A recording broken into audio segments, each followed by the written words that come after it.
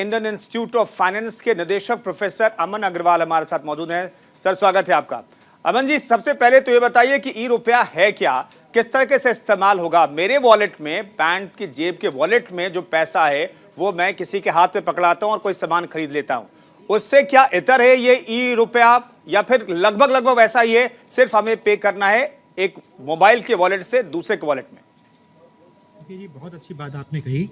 पहली बात तो जो डिजिटल ट्रांजैक्शन हम देख पा रहे हैं, चाहे वो हम किसी कंपनी के माध्यम जैसे पेटीआई हो, भीम यूपीआई ऐप हो या किसी और एनईएफटी के थ्रू करते हैं, तो हम एक के अकाउंट से दूसरे अकाउंट के तक पैसा दे रहे हैं, डिजिटली दे रहे हैं। पहली चीज तो ये समझना है। दूसरी चीज क्या है कि उसके अंदर हम एक पेमेंट गेटवे यूज करते हैं। एक कोई कंपनी होगी या बैंक होगा, उसका बीच में आता है, लूप आता है, वो पैसा घूम के उनके थ्रू जाता है दूसरे के पास। मतलब मेरे को अगर आपको 50 रुपया देना है या किसी चाय वाले को 50 रुपया देना है, तो अगर मेरे को देना होगा तो किसी ना किसी गेटवे के थ्रू घूम के जाएगा, बैंक की प्रणाली के थ्रू घूम के जाएगा। बिल्कुल। जब मैं 50 रुपया कैश देता हूँ तो उसमें क्या होता है कि वो किसी को घूम के नहीं जाता है, वो सीधा मेरी जेब से आपकी जेब में या मेरी जेब से वो चाय वाले की जेब में जाता है। बिल्कुल। तो डिजिटल रुपया जो होगा, ई रुपया जो होगा, उसमें भी ऐसा ही चरण होगा जहां पे कोई पेमेंट गेटवे का चक्कर नहीं होगा। तो इसलिए ट्रांजैक्शन कॉस्ट जीरो हो जाएगी, इधर से जाने में दूसरे जाने में भी हो जाएगी।